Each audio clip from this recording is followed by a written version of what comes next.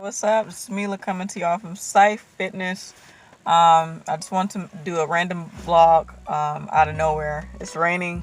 I'm just sitting in my car listening to the rain. I know it's pretty weird, but I love the rain. It gives me a time to kind of reflect and just relax. I don't know. The rain is very relaxing to me. If I was sitting in the house, I'll probably fall asleep or something.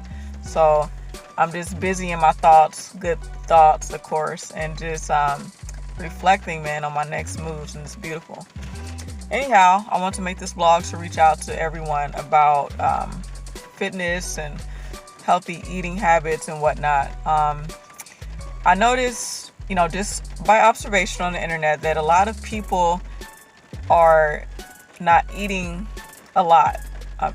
As in, not eating a lot, I mean like skipping out on meals, saying they're going to eat a piece of fruit for breakfast and a cup of yogurt for breakfast because they want to lose weight. And society, that's what society has taught us, that if we eat less, we're going to lose weight. Of course, if I skipped out on meals and just drank a smoothie or a fruit smoothie or something, yeah, I would assume I'm going to lose some weight. But will I feel good about myself? Will my energy be up? No, absolutely not. So losing weight is not about starving yourself. It's definitely about cutting out those sugars. Okay. I'm not a nutritionist. I'm a personal trainer. I'm educated on training people to get in shape, the best shape that they can be. That's why I'm going back to take some nutrition courses to get to the bottom of it. But one of the main fundamentals, that I do know is that you have to cut them damn sugars out. So, and sugars are in fruits. Eating a piece of fruit and eating a lot of, things that contain sugar, those smoothies and whatnot, will not help your chances of getting rid of that stubborn fat. I know what I'm talking about, that stubborn fat that we carry on our bellies, and it just gets to us. But always love yourself no matter what. That's something else we do need to talk about too. But getting back to the food, definitely cutting out those sugars. So, substituting different things, eating more green vegetables, not starving yourself, you know what I'm saying? Having carbs in moderation, drinking your water, getting in your vitamins, okay? So to lose weight, cut out the damn sugar. And it's easier said than done, guys. I just changed up my eating, the way I would eat as well, because I got sick. My body starting to change. The more conditioned you become, your body pushes out the things that it doesn't need. So, for example, I had some Chick-fil-A a few weeks ago. Not the meat. I don't eat meat out. I had just like the waffle fries, delicious, and the sauce, the Chick-fil-A house sauce or some shit. It was really good. But anyway, I had a Cinnabon too, like right after. And guys, I can't describe the pain I felt in my abdominal for an entire week, maybe even 10. I'm thinking probably like 10 days. I suffered from some type of bacteria infection in my abdominal, and I was sick. So that was definitely a wake-up call for me to cut those sugars out and things that I don't need. I learned to just eat in a functional manner, just like how I train in a functional manner. Everything is pretty much structured.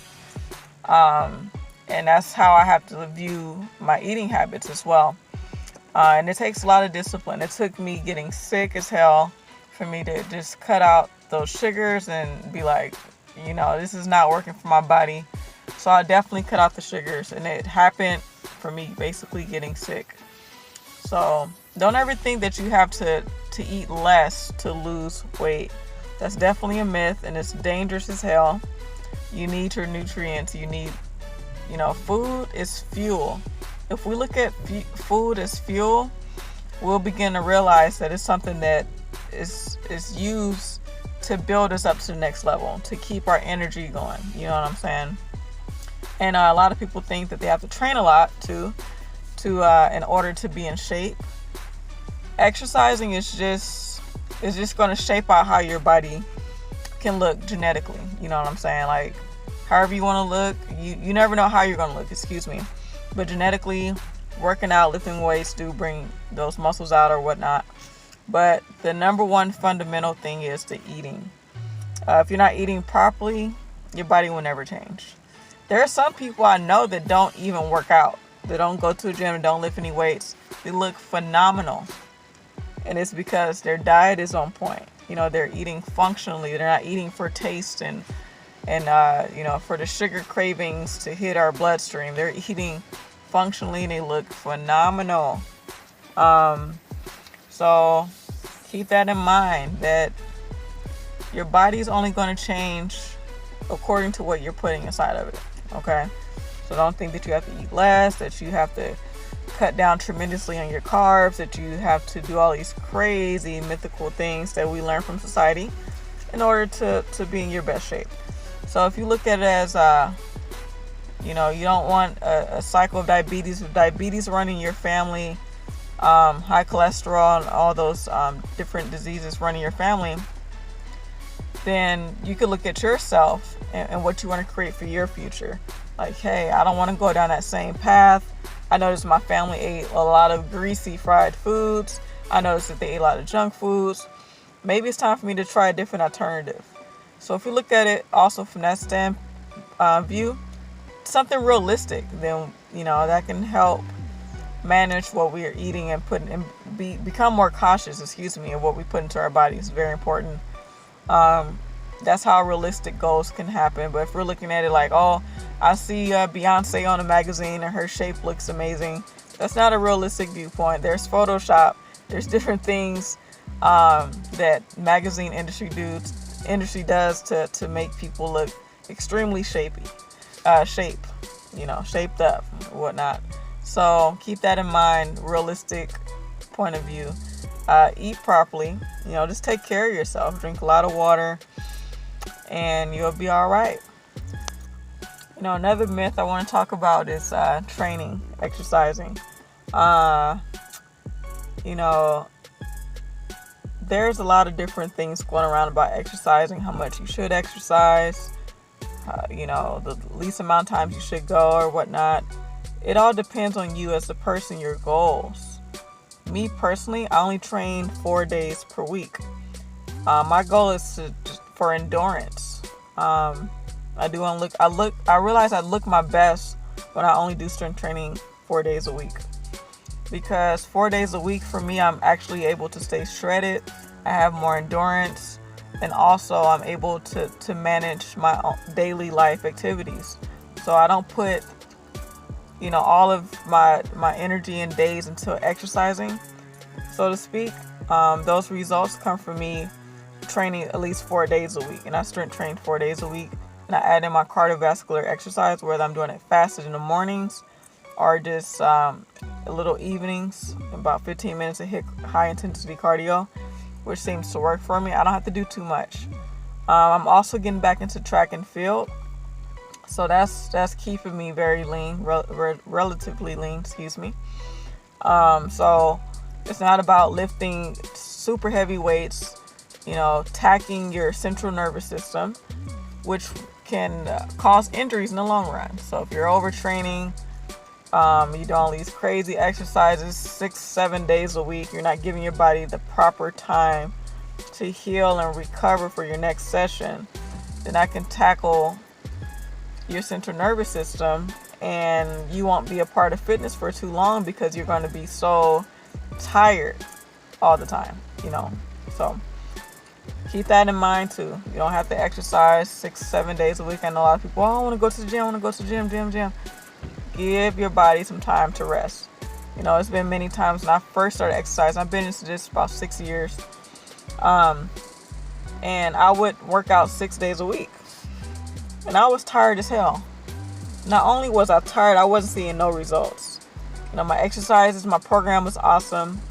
I just wasn't seeing any results because I wasn't able to give my body the proper amount of time to rest. And also, I kept getting sick. So, your body really does need that time to heal. It's very crucial to your body time to heal. And also, my 1 week off of training is coming up. And I'm looking forward to that shit. I've been training nonstop for probably like 2 months. I like to take a week off randomly sometimes. If I feel that time to come, when it comes to just take a week off, I do that. And it's very beneficial for me. I'm still eating the same. I'm not losing any muscle, nothing crazy that people would think that's going to happen for taking off from the gym. It takes a while for that to happen. I'm not sure how long, but it takes quite some time. If you've built a physique that you want, your physique is not going to disappear within a week. Now, you can feel crappy in a week if you eat crappy foods while you're taking time out from exercising.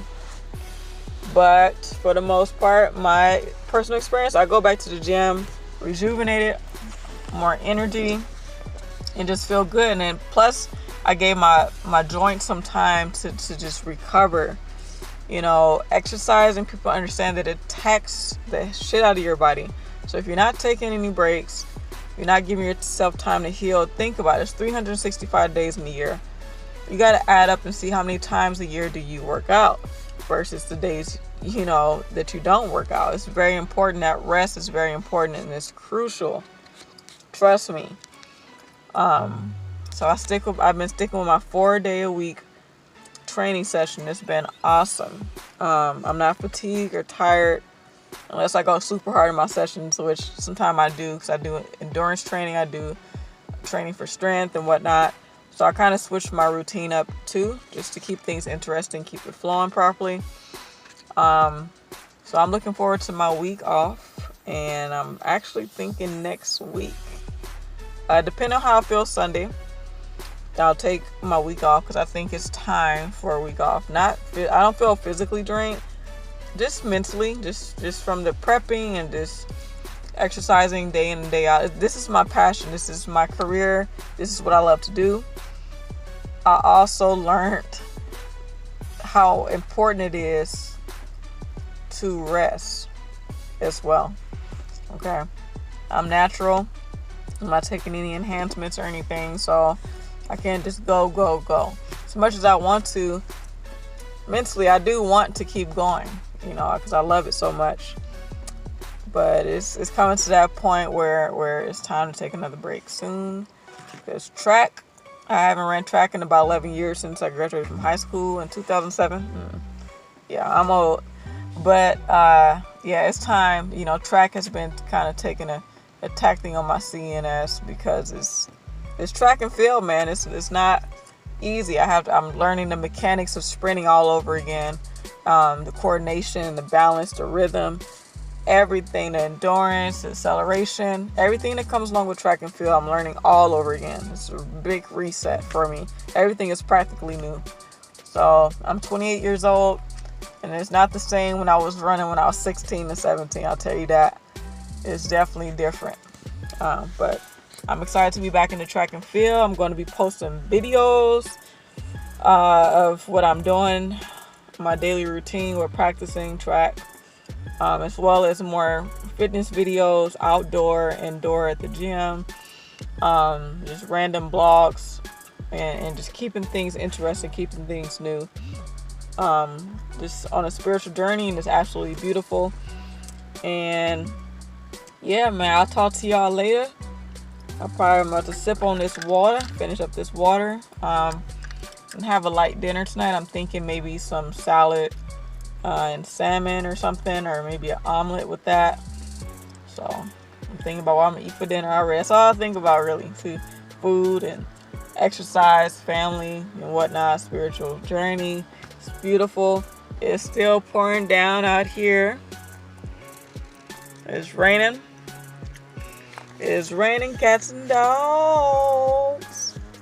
But yeah, man, I'm about to just go chill, just finish reflecting, drinking this wawa, and have some dinner, and think about my next move. All right, y'all stay blessed. I'll talk to y'all later. Peace.